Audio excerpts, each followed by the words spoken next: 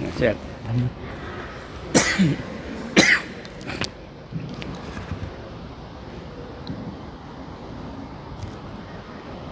Bismillah.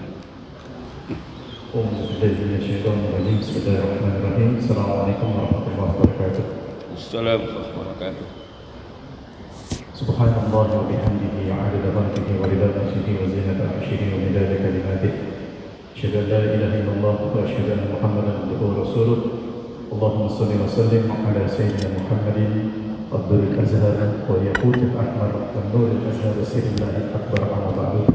Alhamdulillah, segala puji dan syukur kepada Allah Subhanahu wa taala atas nikmat dan Islam dan juga kita bersalawat dan salam kehadirat baginda Nabi Muhammad sallallahu alaihi wasallam serta keluarganya, sahabatnya dan juga umatnya senantiasa istiqomah sampai zaman.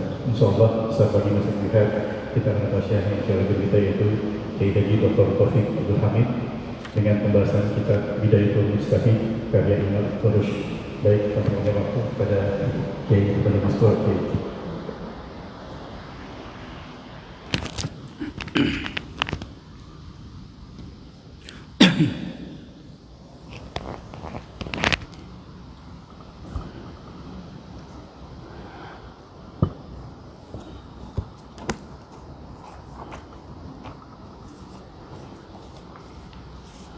Bismillahirrahmanirrahim. Assalamualaikum warahmatullahi wabarakatuh.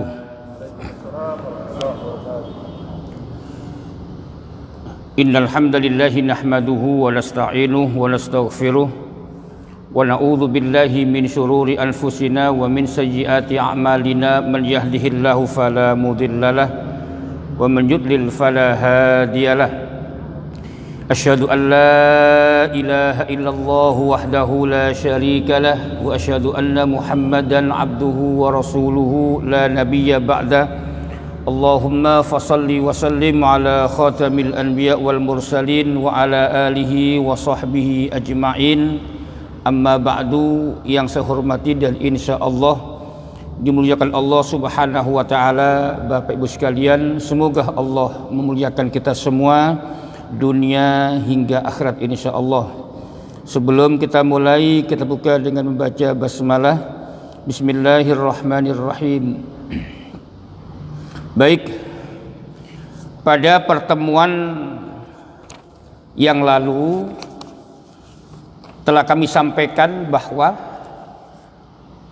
perintah zakat itu ada yang langsung menggunakan kalimat zakat, yang kedua tidak menggunakan kalimat zakat, bisa menggunakan kalimat sedekah atau infaq. Ini pertemuan yang dahulu. Kita ambil satu-satu, misalnya zakat dengan menggunakan kalimat zakat. Al-Baqarah 43. Al-Baqarah 43. Aqimus salata wa atuz zakah. Nah, Allah langsung menggunakan kata zakat di sini. Nah, yang kedua menggunakan kalimat sedekah.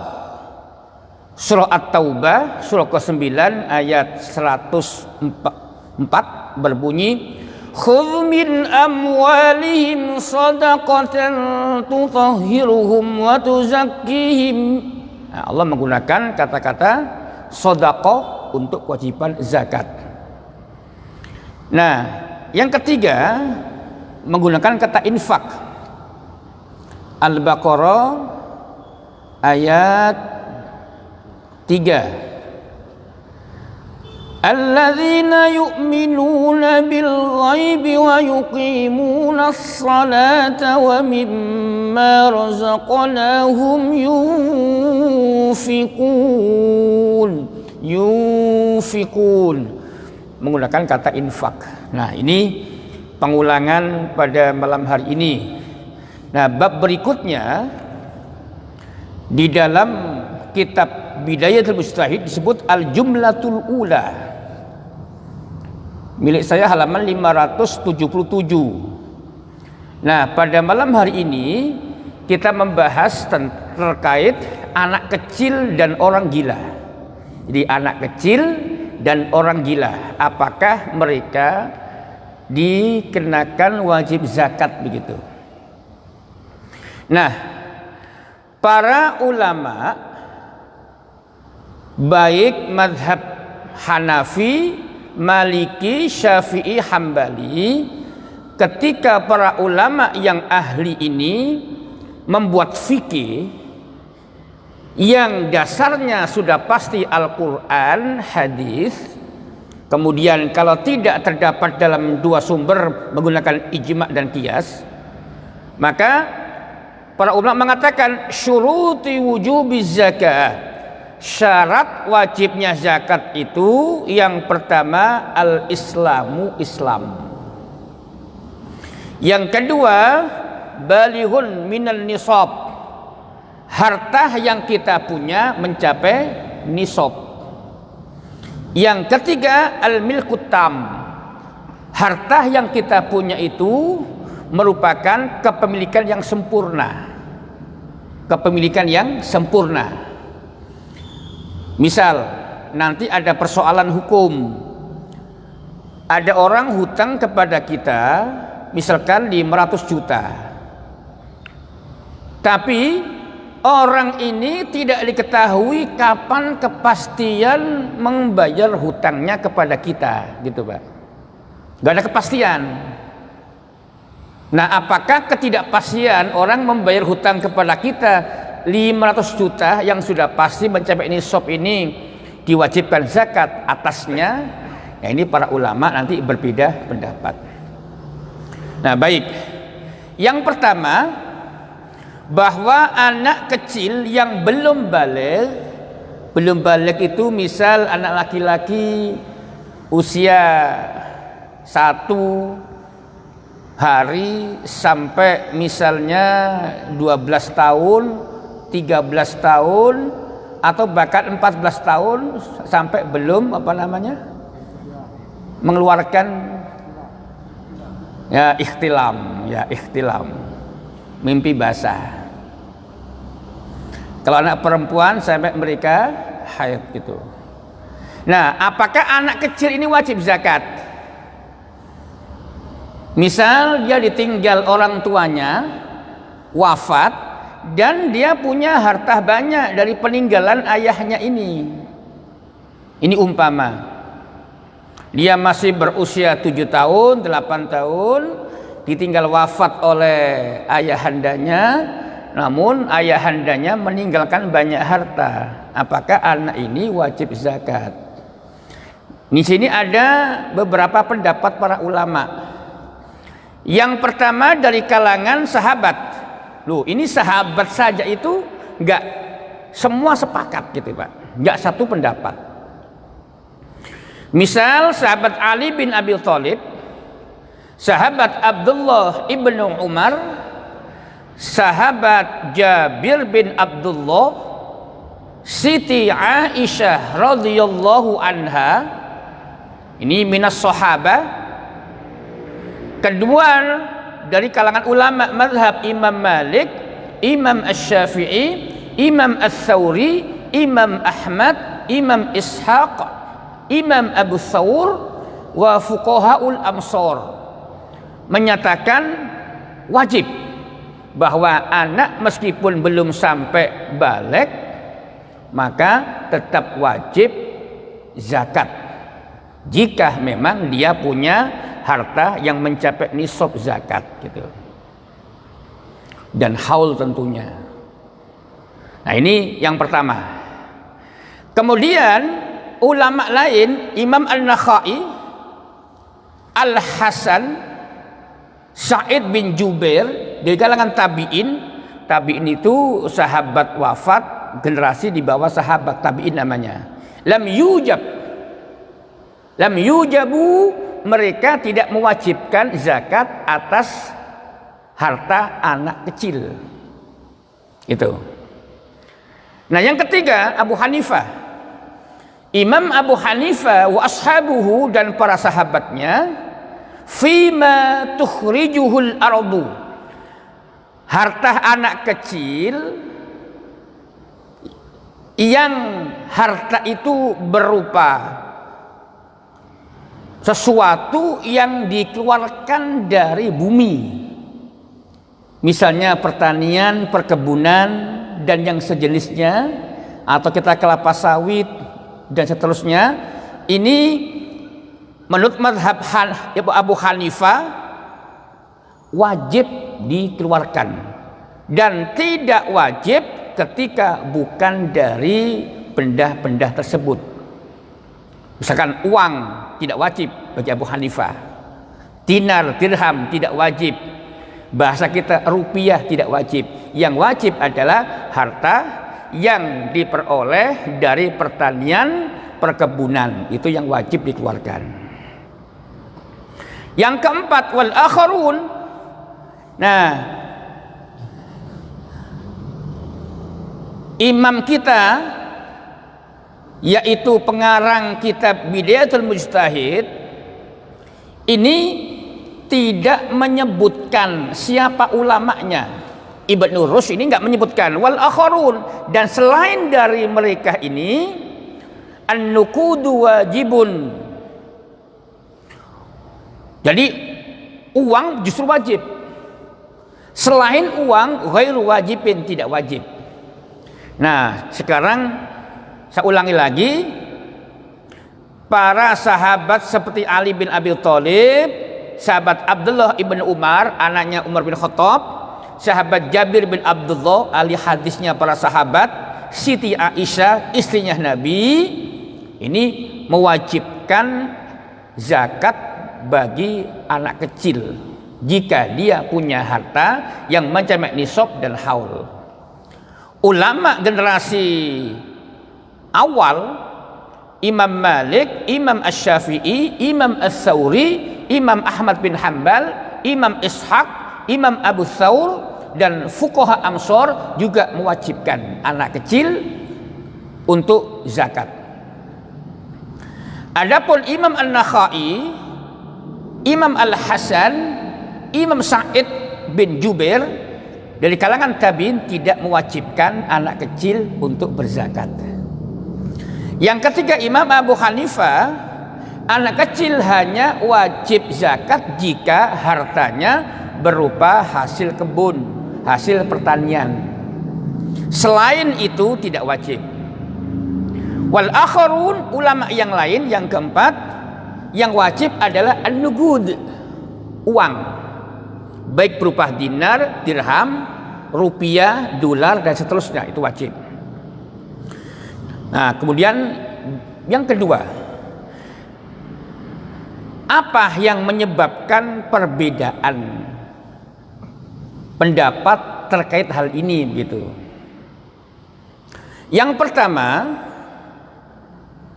zakat ini apakah kedudukannya sama seperti sholat dan puasa? Gitu, Pak. Jadi apakah zakat kedudukannya sama seperti puasa dan sholat, atau tidak sama? Maka Imam Ibnu Rusy mengatakan, wa sababu ikhtilafihim fi ijabiz zakah aw la ijabiha huwa ikhtilafum fi mafhumi zakat syar'iyyah, hal hiya ibadatun kas-sholati was-siyam am hiya haqqun wajibun lil fuqara'i 'alal aghniyai. Bisa baca teks aslinya. Yang menjadi sebab perbedaan pendapat para ulama tentang wajib tidaknya anak kecil berzakat itu disebabkan karena apakah zakat itu seperti sholat dan puasa, atau dia hanya merupakan hak yang wajib dikeluarkan untuk lil fuqara 'alal aghniya, yang wajib dikeluarkan bagi orang-orang kaya untuk orang fakir miskin gitu.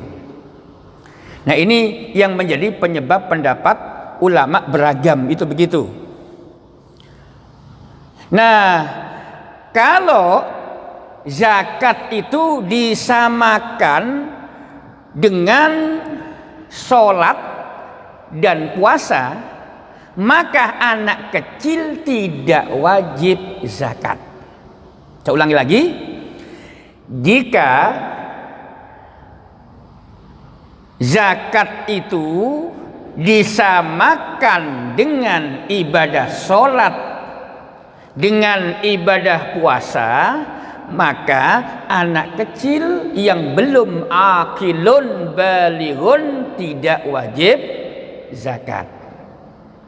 Misal kita punya anak usia 6, 7, 8 tahun laki-laki misalnya. Allahu Akbar, Allahu Akbar.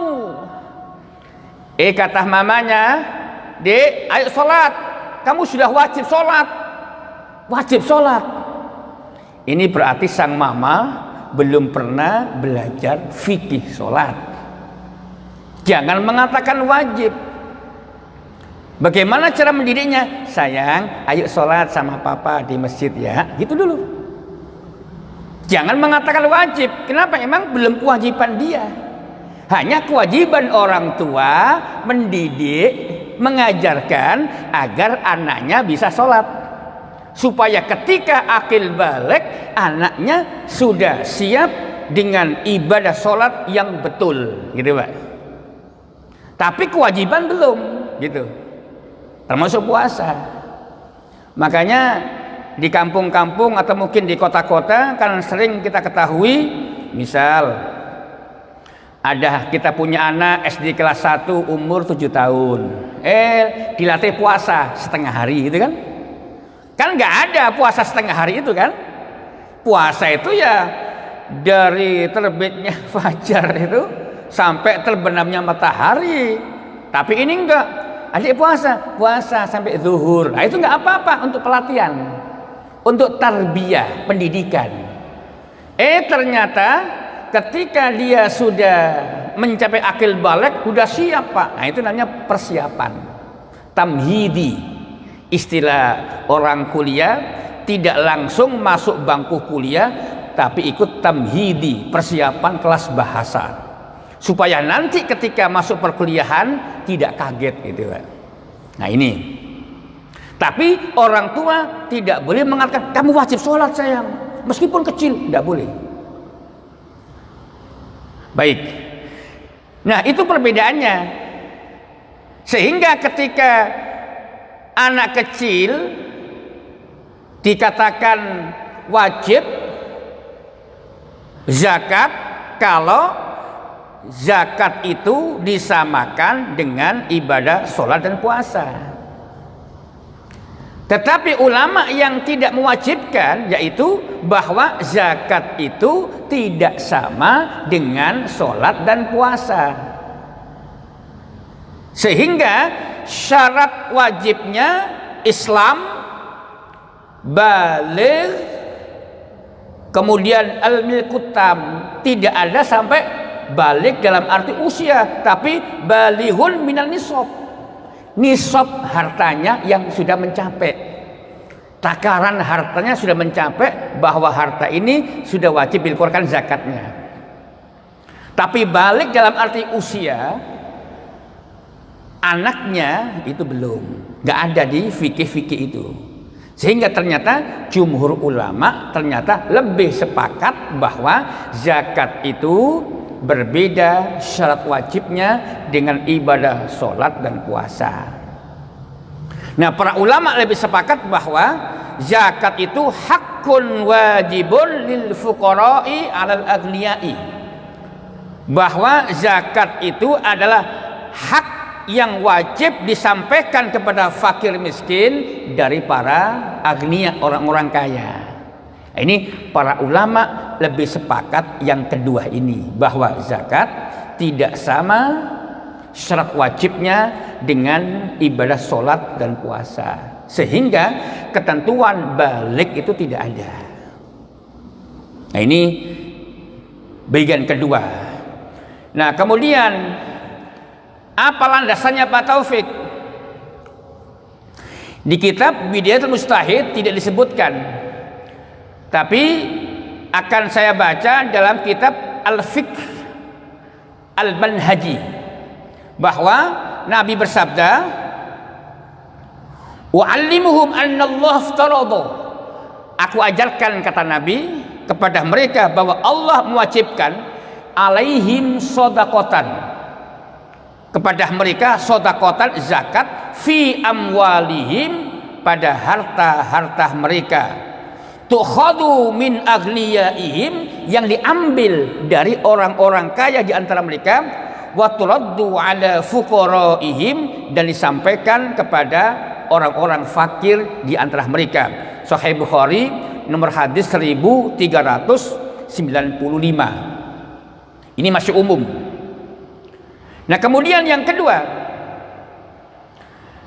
kata Nabi, ada man waliyah yatiman lahu mala falyattajir fihi wala yatazakkah hatta ta'kulu sadaqah. Kata Nabi, ketahuilah, siapa yang mengasuh anak yatim, yang memiliki harta, hendaknya harta itu diperdagangkan, dikembangkan dengan tijarah.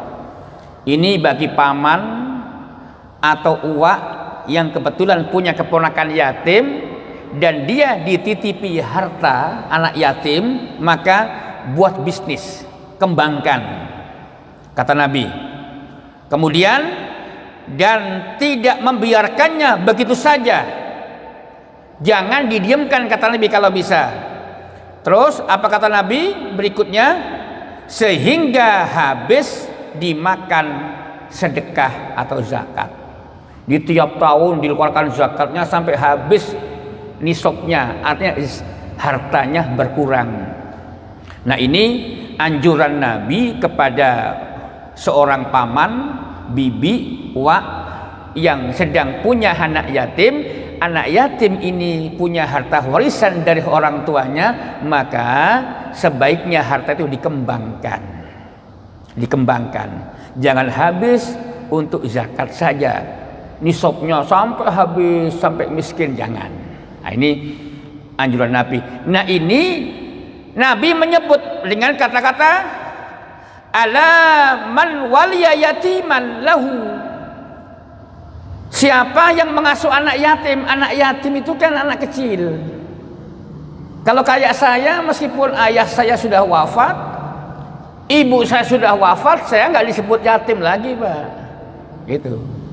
Yatim itu ada batasan usianya. Nggak selamanya anak itu, Pak, masih sudah yatim. Belum, ya, mudah-mudahan masih lama ya. Saya sudah yatim dari yatim, Pak.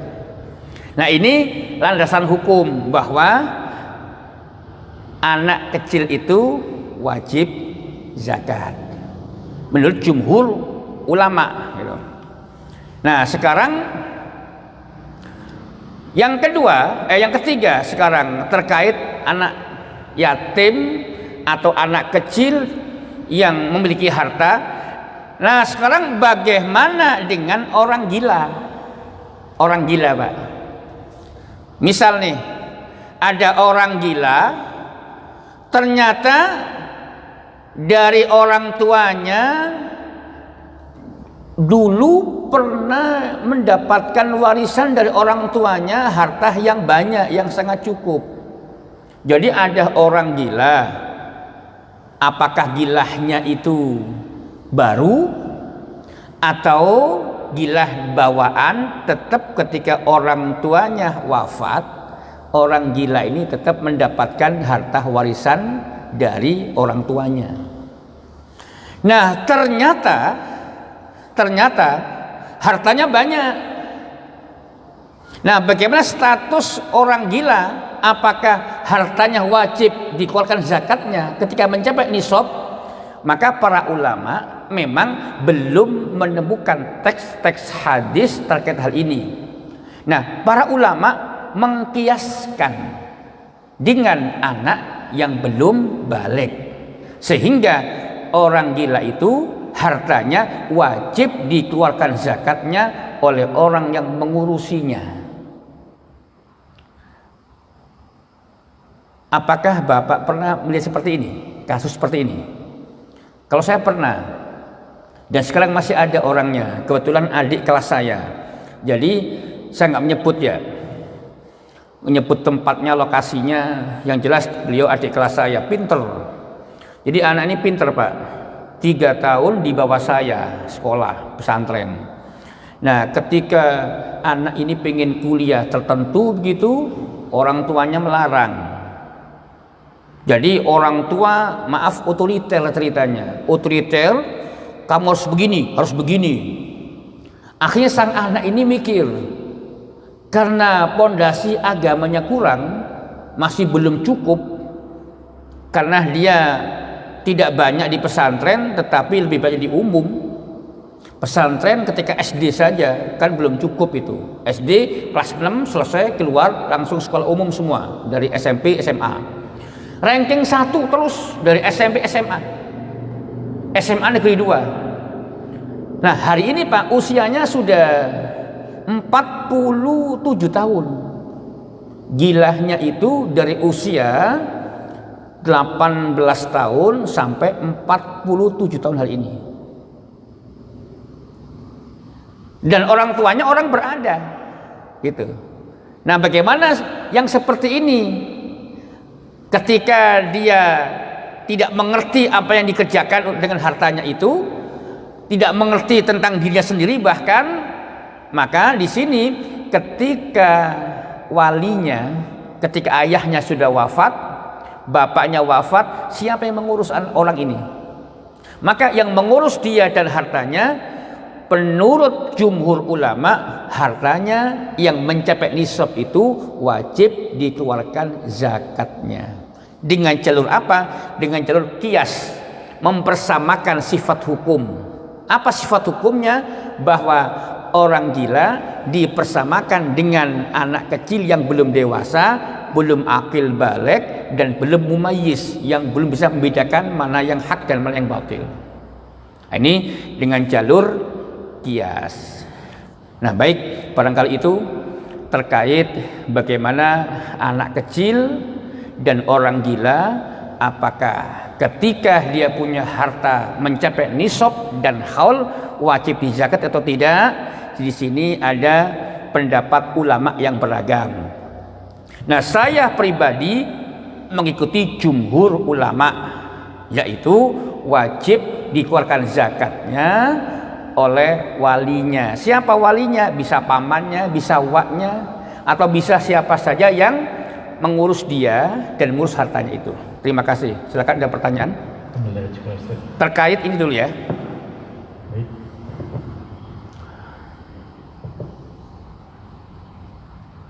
Terima kasih. Menarik keterangan ini. Saya baru mempertimbangkan masalah orang yang wajib zakat dan normal, bukannya tidak bicara yang tadi wakil atau orang gila. Apakah orang-orang yang normal seperti kita begini, sudah dewasa, berpenghasilan, atau yang banyak, saya melihat rukun Islam itu ya secara badaniah, rukun iman qalbiyah, sehingga kita diharuskan misalnya syahadat, berizhar, sholat harus dipertontonkan. Artinya caranya bertonton kita dari berjalan kaki atau pakai mobil ke masjid, memperlihatkan suatu kita tuh laki-laki di masjid. Kedua, saum juga. Saum terzuhirkan. Kalau kita bertentangan, terjadi pertengkaran, maaf saya puasa. Haji apalagi, walaupun harus dibesar-besarkan, disampaikan ke masyarakat. Dengan zakat itu kan mungkin saya berpikir bahwa salah satu ilmu ya yang sekarang agak tidak dikembangkan dan jarang dipahami. Pertama adalah ilmu waris, zakat. Karena menyangkut masalah harta itu sensitif. Kalau saya sendiri sebenarnya kedudukan zakat itu bagi orang dewasa yang sempurna sama dengan syahadah, zakat, sampaikan, sholat, dibuktikan, perlihatkan, puasa, haji, ada kesetaraan hukum itu.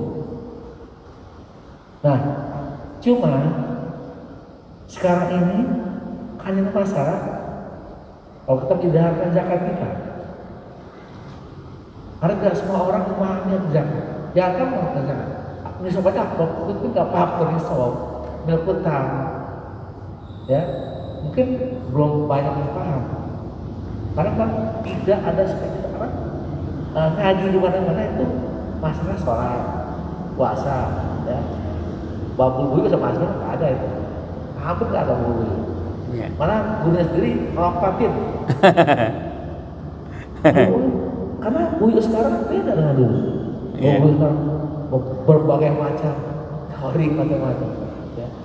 Sehingga saya merasa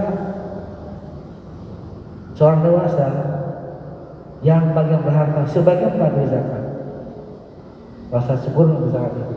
Pertanyaan saya begini ya, kenapa tadi Imam sudah sampaikan tidak ada kesamaan hukum antara zakat dengan sholat? Itu bagi yang belum bayi sebenarnya. Tapi orang normal harus sama. Cuma ada masalah kalau zakat diizarkan. Nah, kenapa zakat itu tidak diizarkan? Tidak seperti sholat. Kalau sebelum puasa, kan wajib dia kan pun amalihim sholat kan. Jadi kan pas ambil kan, pun amalihim ambil banyak harus dinyatakan. Warnanya kalau dinyatakan, mereka harus ambil kok. Ya.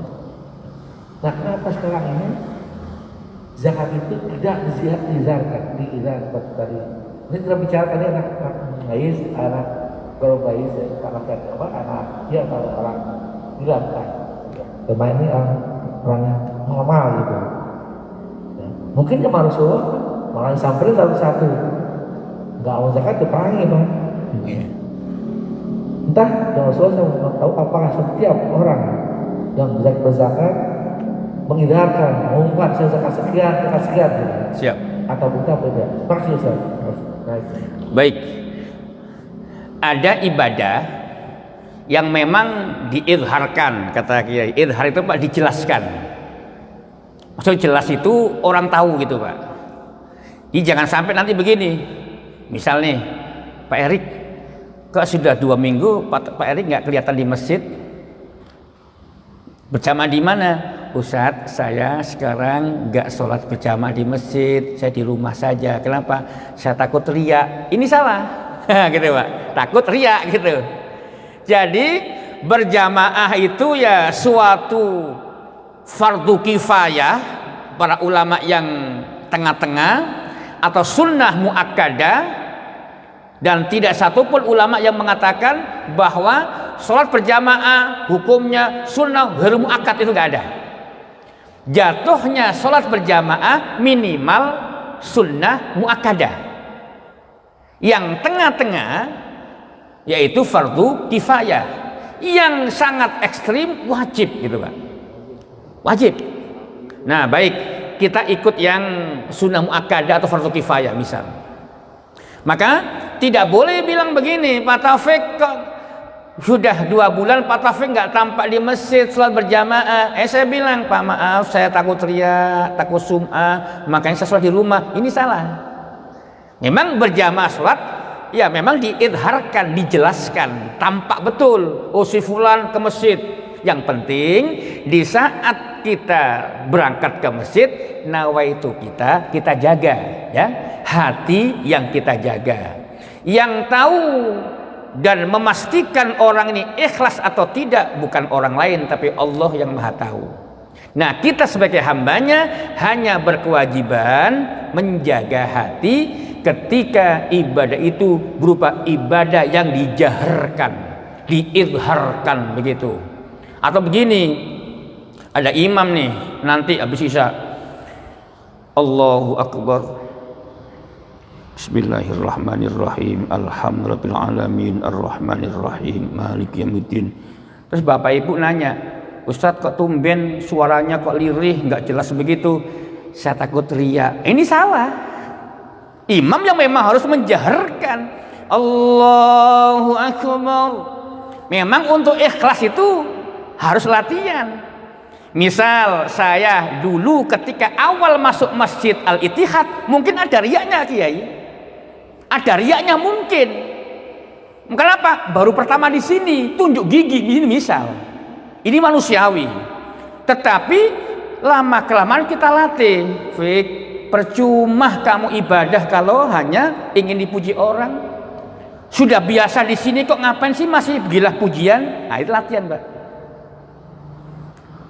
Allahu Akbar. Jamaah sedikit atau banyak tetap saja Bismillahirrahmanirrahim, Alhamdulillahirabbil alamin. Jamaah dikit, Bismillahirrahmanirrahim, Alhamdulillahirabbil alamin, Arrahmanirrahim. Enggak boleh begitu. Jumatan, Allahu Akbar, Bismillahirrahmanirrahim. Ditanya, Ustaz, kok Jumatan kencang banget? Ya Jumatan, jamaah banyak, enggak boleh begitu juga. Biasa saja, orang ikhlas itu nyeplos saja. Mau jamaah sedikit, sedang, banyak, biasa saja gitu, Pak. Baik. Nah, yang kedua terkait zakat. Zakat itu memang diizharkan, dijaharkan, ditampakkan. Agar apa? Satu, orang yang menerima zakat atau amil zakat, basnaskah namanya, laskah namanya. Las itu lembaga amil zakat, basnas badan amil zakat nasional. Agar panitia atau amil zakat ini betul-betul mendistribusikan sesuai dengan petunjuk Allah dan Rasulnya, bahwa zakat untuk 8 asnaf tidak boleh keluar dari sini gitu. Sama dengan wakaf. Wakaf itu juga dijaharkan, diizharkan, ditampakkan. Kenapa?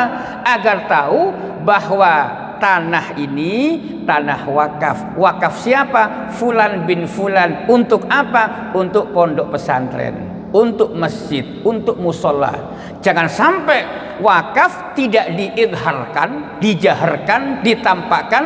Akhirnya kasus di Pasopati, Pak Kiai. Keluarga mewakafkan tanah, kemudian karena tidak diizharkan dengan surat wakaf, saksi-saksi sudah wafat, sehingga sang cucu menggugat Pak Kiai. Akhirnya Pak Kiai kalah di pengadilan karena buktinya tidak cukup, sehingga Pak Kiai harus membongkar pondok pesantren yang luasnya 3.500 meter itu. Ini dampak tidak diizharkan ya, dengan proses yang benar. Nah, tapi memang ada sedekah sunnah, infak sunnah yang lebih baik disembunyikan. Ada, misal, warajulun tasaddaqa bi sadaqatin fa akhfaha hatta la ta'lama shimalu ma tunfiqu yaminu.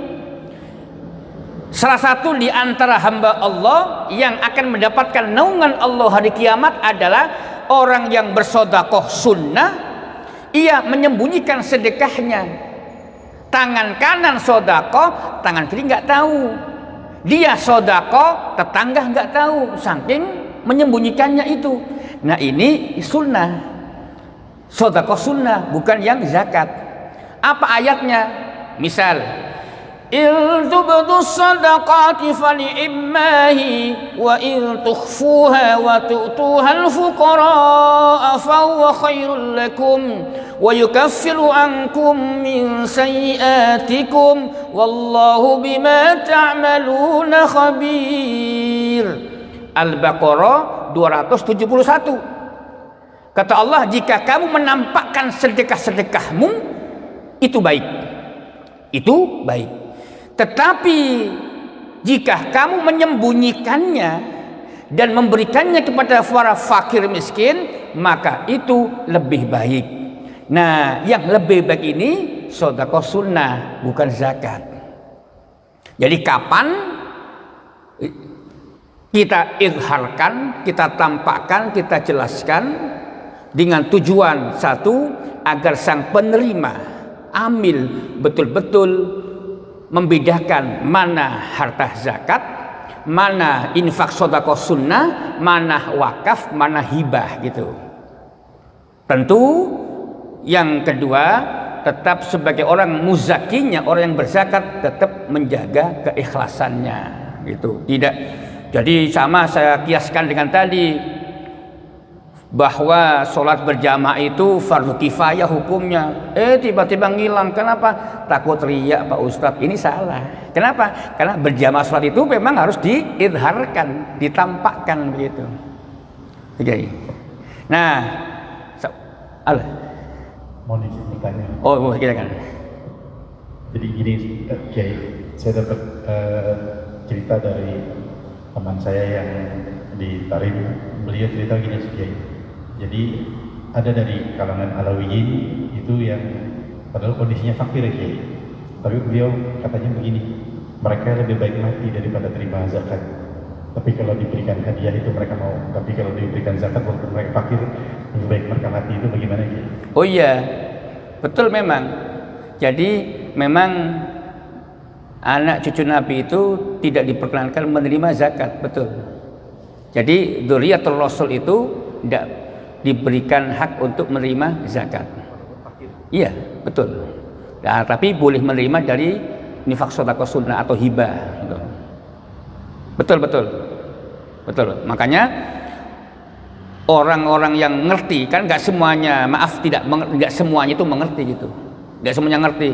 Makanya inilah pentingnya ilmu bagi dzurriyyatul Rasul. Ya mohon maaf, pernah saya bilang bahwa tidak semua habaib itu alim. Ada yang alim, ada yang tidak. Tidak semua sahabat Nabi itu juga alim. Ada sahabat Nabi yang alim, ada sahabat Nabi yang tidak alim gitu. Kita jangan marah. Kenapa? Itu pelecehan terhadap sahabat. Oh tidak. Karena memang nggak semua sahabat Nabi itu alim. Yang alim siapa? Abdullah ibnu Mas'ud, Abdullah ibnu Umar, Jabir bin Abdullah, Siti Aisyah, dan nggak semua istri Nabi juga alim. Yang alim siapa? Yang alim Hafsah, Aisyah radhiyallahu anha, Siti Maimunah, itu kelompok yang alim. Kayak gitu. Ah itu betul. Makanya bagi mereka sangat menjaga kalau mengerti ilmunya. Nah ini Pak Erik, makanya bagi mereka juga berkewajiban mengetahui hal ini. Jangan sampai nanti kita salah. Kita sebagai orang yang memberikan zakat kepada mereka, itu juga salah gitu. Jadi sampai-sampai yang dalam perbincangan ulama fikih itu haram keluarga Nabi itu menerima zakat. Dari mana? Dia dari penjelasan Nabi sendiri. Inna hadis sadaqah, kata Nabi, sesungguhnya zakat ini, Nabi menyebut zakat dengan kalimat sadaqah. Inna hadis sadaqah awsakhan linnasi wa innaha la tajilu li mahdiyin wala li ali Muhammadin. Bahwa sesungguhnya zakat itu kotoran manusia, kata Nabi. Tidak halal untuk Muhammad dan keturunan Muhammad. Sampai Nabi mengatakan begitu. Ini Sahih Muslim. Bisa ulangi lagi. Inna hadhihi sadaqata ausahun nasi, bahwa zakat ini kotoran manusia. Wa innaha la tahillu, bahwasanya zakat ini tidak halal li Muhammadin, untuk Nabi Muhammad, wali ali Muhammadin, dan untuk keluarga Nabi Muhammad. Itu betul. Ya, makanya bagi keluarga Nabi, zuriyah Nabi nggak boleh. Hadis yang lain Sahih Bukhari dan Sahih Muslim, apa kata Nabi? Kahkah ana ali Muhammadin la tahillu lana sadaqat. Kata Nabi. Jadi Nabi itu kalau ngomong kahkah, isyarat untuk mengeluarkan dari mulut. Kita adalah keluarga Muhammad. Sedekah tidak halal bagi kita. Nah, sedekah di sini adalah zakat. Nah, itu betul. Makanya jangan atas nama ini, jangan. Tapi memang ada yang tidak mengerti, minta, jangan. Kita kasih kabar, kasih tahu bahwa baginda Rasulullah itu mengharamkan beliau sendiri dan keturunan beliau untuk menerima zakat. Berarti maksudnya harus kita yang lebih melihatnya menjadikan berupa hadiah gitu. Ya, kita sih hadiah. Al-hadayah, kalau hadiah nggak ada masalah. Nah, Nabi sendiri sering dapat hadiah. Nabi sering dapat hadiah 400 dinar, 600 dinar, 20 dinar, 20.000 dinar. Sering Nabi. Tapi ingat, Nabi dapat 200 dinar itu langsung habis dalam waktu 3-4 hari, dibagi-bagikan ke fakir miskin. Itu kalau saya ya masuk rekening saya gitu. Nah, itulah saya manusia yang bukan Nabi gitu. Nah, ini. Nah, tapi wallahu a'lam bishawab, jangan sampai nanti kita salah memberikan dana zakat. Sama ketika orang bilang begini, saat itu anak yatim kasih zakat, nggak boleh. Anak yatim nggak berhak terima zakat. Bisa ulang lagi, anak yatim tidak berhak menerima zakat. Tidak ada. Tapi saat dia miskin, nah miskinnya itu karena nggak semua anak yatim miskin. Saya punya tetangga satu RW, ayahnya pengusaha, wafat waktu pesawat tabrakan di Cisalak apa? Pesawat Sukhoi, Gunung Salak ya. Nah, itu bapaknya meninggalkan puluhan miliar. Nah, ini yatim 4 anak, nggak dapat zakat. Tapi kita wajib menyantuni. Dengan apa? Menyantuni tidak harus pakai uang.